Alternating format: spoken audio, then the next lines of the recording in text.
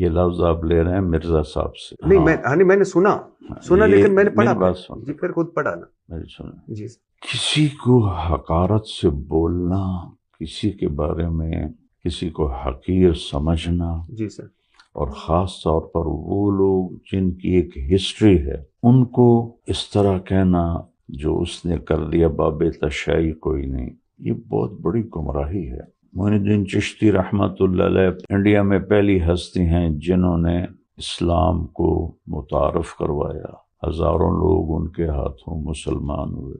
میری اپنی نسل کا پہلا بندہ ان کے ہاتھ مسلمان ہوا، اس کو وہ کہہ رہا ہے چشتی دجال۔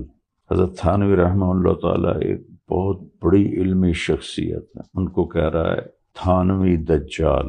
ابو بکر شبلی رحمۃ اللہ علیہ یہ نہاوند کی گورنری چھوڑ کر جنید بغدادی کے شاگرد بنے تھے اور ان سے خلافت ملی تھی، ان کے جانشین بنے تھے، ان کو کہہ رہا ہے شبلی دجال۔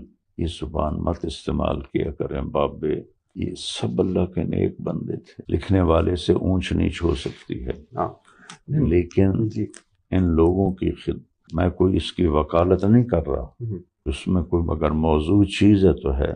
طریقہ یہ ہوتا ہے خذ ما صفا ودع ما قدر، قرآن کے علاوہ کوئی کتاب خطا سے پاک۔ جی میں یہی کہہ رہا ہوں، چاہے وہ بخاری ہے چاہے وہ مسلم۔ ہاں لیکن سر آپ نے یہ پڑھی ہے نا فضائل اعمال؟ کیوں چیز پڑھی ہے ہاں، تو میں آپ کو ایک اس میں دوسری طرف لے جا رہا ہوں۔ جی وہ میں ایگری کرتا ہوں، وہ نہیں ہونا چاہیے۔ یہ ٹرم آپ کی بہت غلط ہے، یہ اس نے بابے اس نے گمراہی پھیلائی اور بہت بدتمیزی۔